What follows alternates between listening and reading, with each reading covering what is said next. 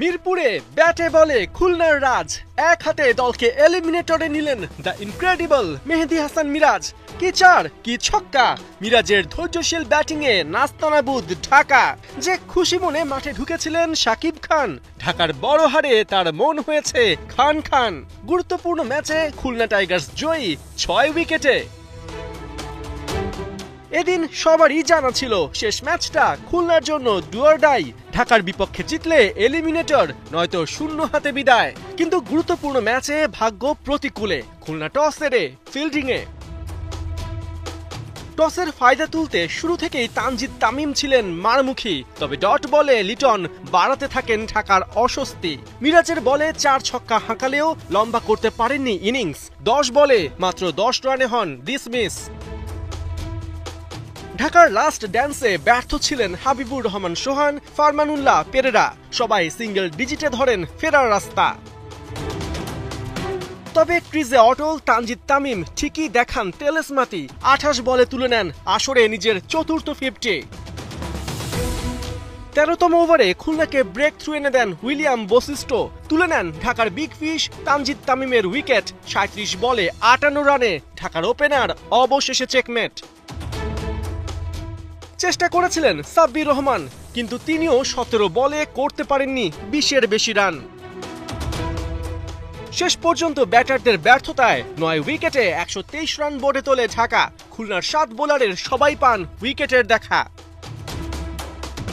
Eliminator নিশ্চিতে target ছোট হলেও শুরুতেই খুলনার বিগ আপসেট। প্রথম ওভারেই মোস্তাফিজের বলে বিনা রানে আউট নাইম শেখ।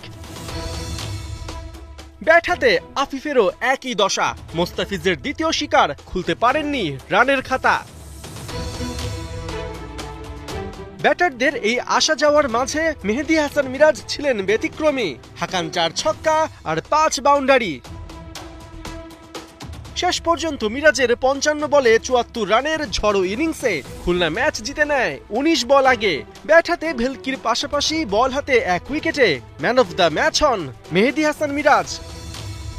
শেষ ম্যাচ, তাই তো নিজ দলের খেলা দেখতে মিরপুরে হাজির হয়েছিলেন শাকিব খান। টুর্নামেন্টে অবশ্য প্রত্যাশা মতো পারফরমেন্স করতে পারেনি ঢাকা ক্যাপিটালস, তাই শেষটা জয় দিয়েই রাঙাতে চাচ্ছিল ফ্র্যাঞ্চাইজিটি। ঢাকার জন্য ম্যাচটা নিয়ম রক্ষার হলেও খুলনা টাইগার্সের জন্য ছিল প্লে অফ খেলার শেষ সম্ভাবনা। আজকে জিতলেই সুপার 4 নিশ্চিত, আর হারলেই বাদ, এমন সমীকরণ নিয়ে এদিন টস হেরে আগে ফিল্ডিং করে মিরাজ বাহিনী। বিপরীতে প্রথমে ব্যাট করতে নেমে দারুণ শুরু করে ঢাকার 2 ওপেনার লিটন কুমার দাস ও তানজিদ তামিম। তবে মোমেন্টাম বেশিক্ষণ ধরে রাখতে পারেননি লিটন। তৃতীয় ওভারে মিরাজকে পরপর 1 ছক্কা ও 1টি 4 হাঁকানোর পর আবারও বড় শট খেলতে গিয়ে শর্ট ফাইন লেগে ক্যাচ দিয়ে 10 বলে 10 রান করে ফিরেন তিনি। 3 নম্বরে এসে এদিন সুযোগ কাজে লাগাতে ব্যর্থ হন তরুণ হাবিবুর রহমান সোহান।